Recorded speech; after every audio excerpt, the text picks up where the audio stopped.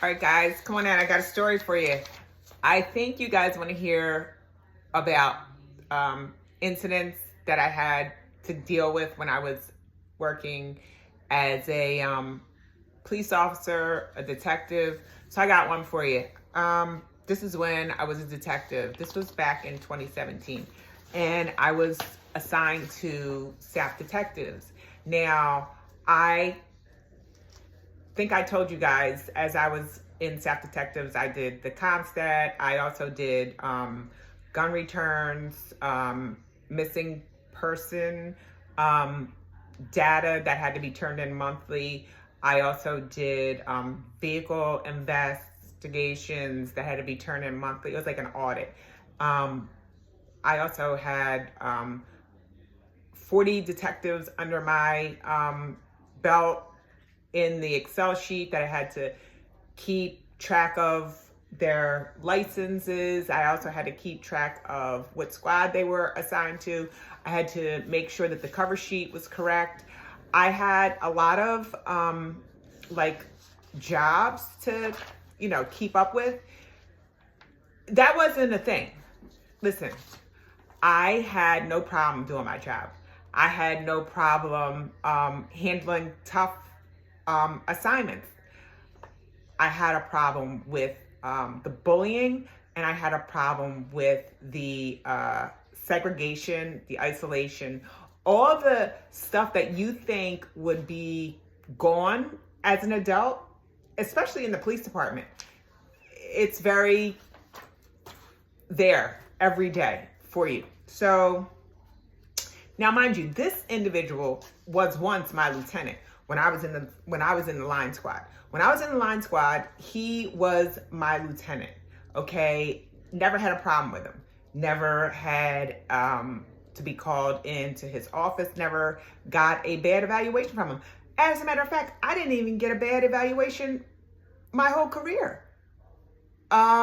They would, fluff these evaluations and make it sound like you were so wonderful. Even the bums, they would make them sound so wonderful. They did it for everybody, okay? Even if you were wonderful, they still made sure your evaluation. I never seen someone get a bad evaluation. So, okay. So now this person is my lieutenant. Now, mind you, this person is my captain now. He was once my lieutenant years ago when I was in the line squad. Prior to having children, prior to having my son, everything. Now, I remember when he was my lieutenant back in the day, my deceased and him lived in the same neighborhood growing up. And, I heard when he was younger, he'd be there, but then when things were, somebody was going to be in trouble or the group was doing something mischievous, pew, he was nowhere to be found. Now I say that so that you can understand that what I'm talking about is he wanted to be a part of the crowd, okay? And that's sort of the same thing that was in staff detectives. So when he became my captain, he saw that there was tension, obviously, in my squad in the back. Everybody that worked in 5 squad, all the females, basically me and the females, we weren't buddies. Now I was friends with this one girl who, from backgrounds, I told her about this opening that was coming in. I shouldn't have ever told her, but how do you know? How do you know that the person that you're going to help get in, the department you're in or get a job working side by side with you, how do you know that that person is not a good egg for you? You don't know until it's too late and you're basically sleeping with the enemy. Now that's a whole nother story. I'll get into her and I'll let you know what I'm talking about. So anyway, this captain, he comes after the captain that I had just got promoted, and working for him was probably one of the most enjoyable parts of my career. Now, this individual that I'm talking about, like I said, he got promoted, and that's why I got the captain that I'm going to be speaking about. Working for him, listen, he made you work. He made you think. He never gave me this nonsense. He never acted like this. He knew there was tension in his squad. He knew at the end that there was tension in the squad. And there was tension in the squad because me and this girl, like I said, I got her the job in the division that we were in. He knew there was tension, but he didn't go and be like, what's the problem? What's going on with you guys? He just let us handle it, which we did. For the most part, we kept it very professional. We stayed out of having anything other than work related. Okay. So now, mind you, fast forward. Now, this person is my captain. So he comes, he, evaluates, and he sees that everybody basically is on this side, and he wants to be part of the crowd. So what does he do? He is on that side with the crowd, and you could tell, when people have something ill to say about you, or to make you look like you are something that you're not. And see, they all stick together. That's what bullies do. And like I said, one day, for whatever reason, I had so much, I was so stressed. But see, they didn't know that I was so stressed, and they didn't know that I was like so frustrated with them and the way that they acted and how they all stuck together. They didn't know that because I knew how to conduct myself. I was professional, as well as did my job. I never called out sick. I was never on the sick abuse list. I was never somebody that came to work late. I never stayed for overtime. All these bullies, they were getting a Q2 every day. And, it's just ridiculous that the people that you think are the ones that are doing such a grand job, they're doing such a wonderful thing, they are the biggest hypocrites, they are the biggest liars, they are the biggest sneaks, and they all stick together. And I'm not talking about this like, oh, the police department is so... No, it's not the police department. The police department was great.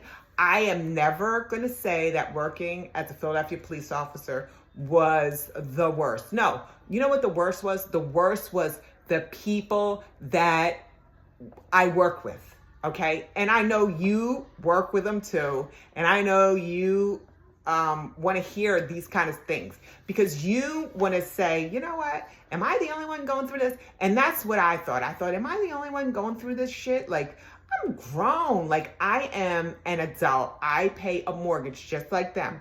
Okay. I feed a family just like them. I put gas in my car just like them. Why are these people thinking that this is okay, how to treat somebody like this? But then you would hear them having conversations about their children, about their, family member, about whatever. And they would, make mention of how their individuals were being treated, or how they were less of a person at their job. And they would try to validate how it was wrong for that to happen to them. But then you're 2 feet sitting away from me, and I'm the same motherfucker that got you sitting in that goddamn seat, and you treat me the way that you don't want somebody to treat your family. I work with these people. Like I said, I'll talk about that female one of these days. I got a lot of stories about her. And right now I'm going to tell you about this captain. So let me tell you, so this captain, he had no children, he had no animal, he had nobody but himself. When he ate, his whole family ate. He had nobody to worry about. So now he's a captain. I don't know if he had a girlfriend. I don't know if he had a boyfriend.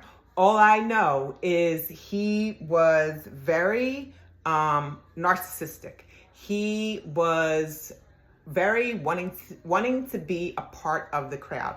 And I say that because, like I said, I used to work for him as a detective just in the line squad years prior to him being my captain now. And I never got his circles with red pen, underlined, okay, big capital letters. I never got any of that. But then when he became my captain and he saw that everybody was here and I was there, he saw that I was the target, and so he began to target. He began to target. I mean, I know that he did. I mean, this isn't something that somebody does just because. This is something that somebody does because they see that they can get away with it. So anyway, this particular incident, it was a gun return, and it was a request. So the individual that had their gun taken, they were requesting it back from the commissioner. And in order for them to do that, the commissioner would get a letter, and that letter would read the date, location, time, whatever. So then they would look into it and they would go, oh, that's a staff detective job. So then that letter would be trickled down to the division that this incident that need to be investigated. So then that's where I come in. Okay, so I investigate it. I look it over. My recommendation was to, it was investigated, and I have no remarks for this. So I said in my investigation to give this person back their firearm, because there was nothing in our investigation that would indicate the reason for this person's gun to be in our possession anymore. This person that I'm talking about, their gun was taken because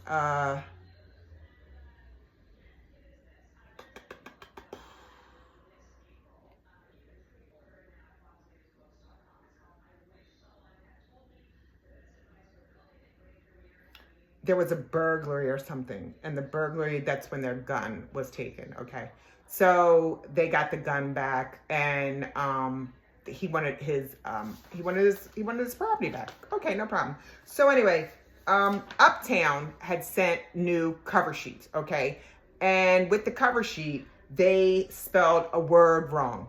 Okay, they spelled the word return, R-E-T-U-R, and then E. So with that being said, I didn't catch that because I didn't make it. So I didn't think that was something that I needed to look into, because see, this cover sheet was sent from Uptown. So Uptown, the people that work in that office for the deputies, they should have seen that they spelled that crap wrong, but they didn't. So anyway, I think I was using this cover sheet for a long time because, like I said, I filled out the cover sheet for the things that I needed to fill out for, because it was the assigned, then it was the divisional captain, then it was the divisional inspector, and then it went to the chief inspector, and then after that it went to the commissioner. So I was just filling out what I needed to fill out.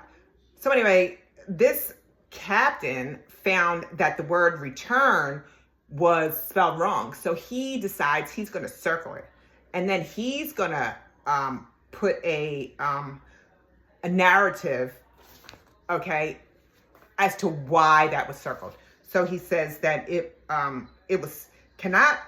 this cover sheet cannot be used, big capital letters with a dot next to it, okay? No date on the back of the sheet. So what he's talking about on the back of the sheet, when I did my investigation, okay, anybody that does these investigations, when you look into a business privilege license, you only have to get your business privilege license one time. The license never expires. So I didn't have a date when it expires because it doesn't expire.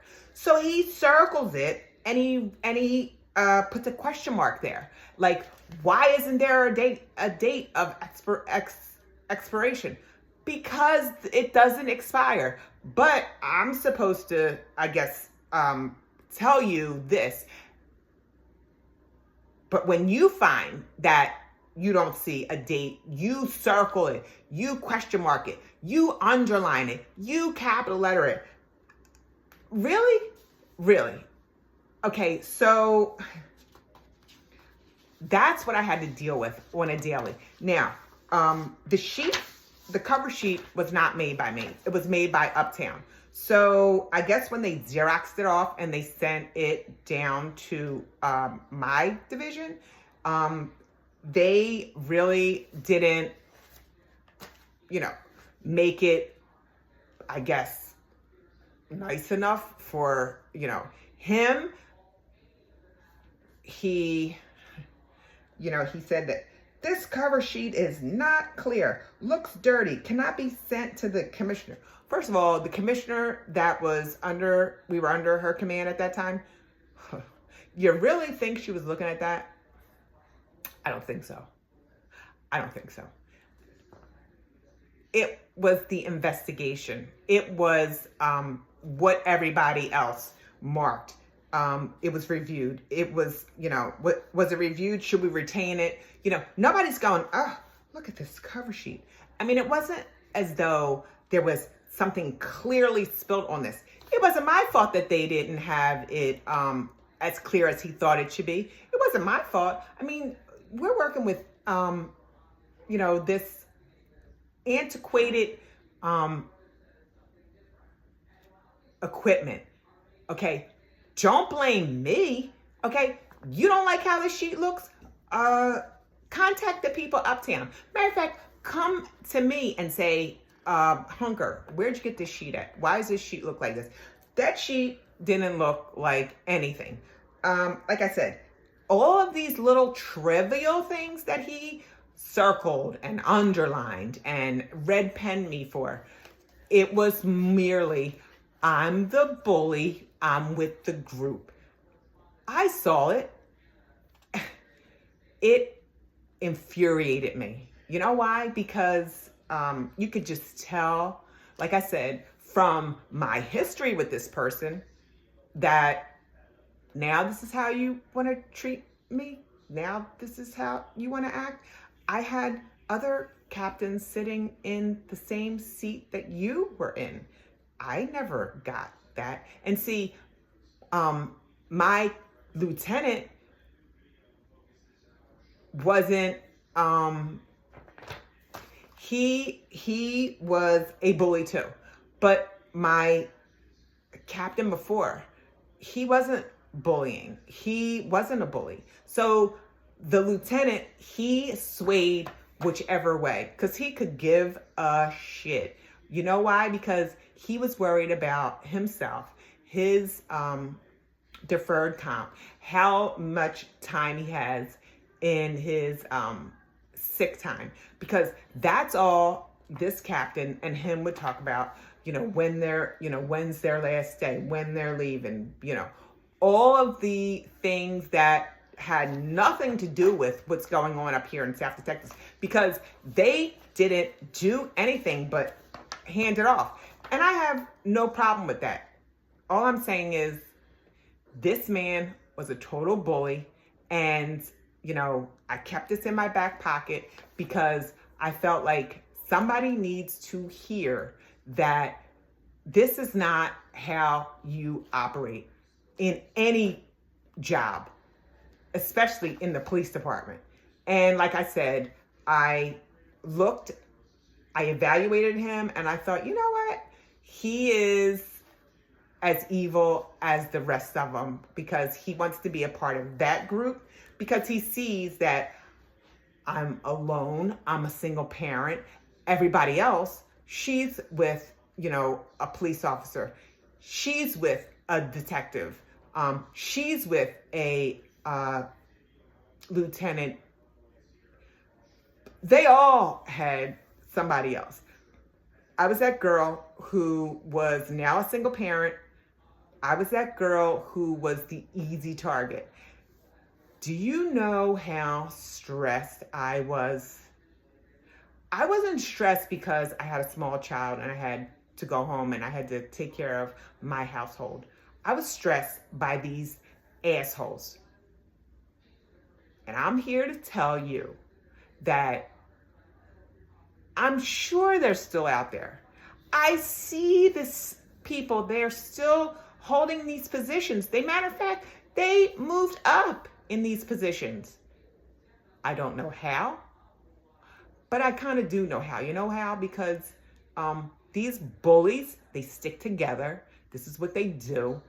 And they make it look like they're the relevant. They're not relevant.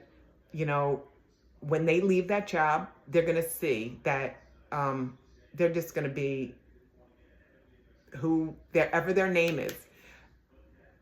But they're not going to know how to handle it because they're so used to being, in charge.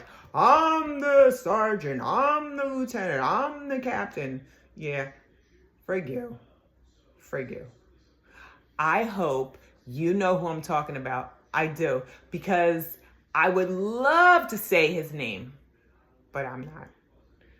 I want you to do your own research. I'm talking about somebody that was there in 2017. You do your research.